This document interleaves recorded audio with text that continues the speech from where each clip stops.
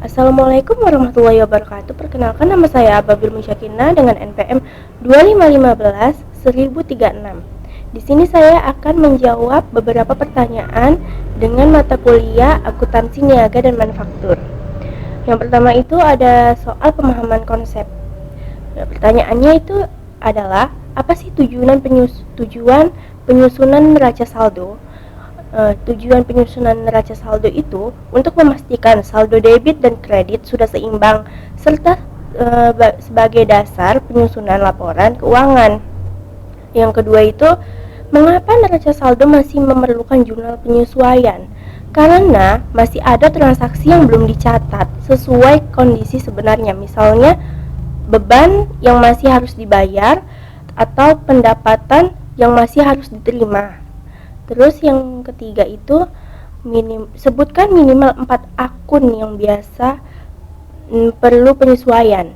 Yang pertama itu ada akun beban dibayar di muka, kedua pendapatan diterima di muka, ketiga penyusunan aset tetap, keempat itu beban yang masih harus dibayar, dan yang kelima ada persediaan barang dagang.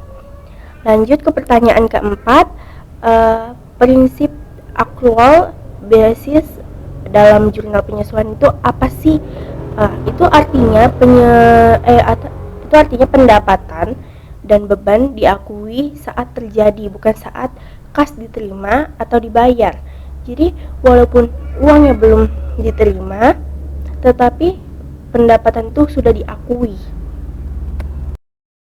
Selanjutnya soal kedua itu B, identifikasi. Nah, di sini kita mengidentifikasi apakah akun-akun tersebut perlu penyesuaian dan kenapa alasannya. Nah, yang pertama itu akun sewa dibayar di muka. Apakah perlu penyesuaian? Ya, perlu penyesuaian karena alasannya karena sebagian sudah menjadi beban. Terus yang kedua itu akun persediaan barang dagang. Apa perlu penyesuaian? Perlu, karena alasannya harus disesuaikan dengan hasil fisik. Yang ketiga itu akun peralatan. Itu juga perlu penyesuaian, alasannya itu karena ada penyusutan. Dan yang keempat, akun beban gaji yang masih harus dibayar. Itu juga perlu penyesuaian karena sudah jadi beban tapi belum dibayar. Selanjutnya bagian C mengenai penyusunan jurnal penyesuaian. Nah, jurnal penyesuaian itu ada di sini, yang dimana beban pokok penjualan atau beban persediaan itu berada di debit 3 juta, persediaan berada di kredit 3 juta, dan beban sewa berada di debit 3 juta, sewa dibayar di muka berada di kredit 3 juta, lalu beban penyusutan berada di debit 2 juta, dan akumulasi penyusutan berada di kredit 2 juta, dan beban gaji berada di debit 1,5 juta, dan utang gaji berada di kredit 1,5 juta. Selanjutnya D, dampak terhadap laporan keuangan. Pertanyaan pertama itu, jika persediaan tidak disesuaikan, itu apa dampaknya? Yang dampaknya itu bisa terjadi laba bisa salah, biasanya itu bisa terlalu besar. Dan pertanyaan kedua, jika beban masih harus dibayar tapi tidak dicatat, itu dampaknya bisa terjadi laba lebih besar dari yang sebenarnya. Terus yang ketiga, apakah laba bisa terlalu besar atau kecil? Ya tergantung kesalahan penyesuaiannya itu gimana. Terus yang keempat, pengaruh jurnal penyesuaian itu terhadap laba rugi gimana? Dampaknya terhadap laba rugi itu bisa beban dan pendapatan tuh jadi akurat, dan dampaknya pengaruh jurnal penyesuaian terhadap neraca, aset dan kewajiban jadi sesuai kondisi sebenarnya. Dan yang ke E itu ada studi kasus mini.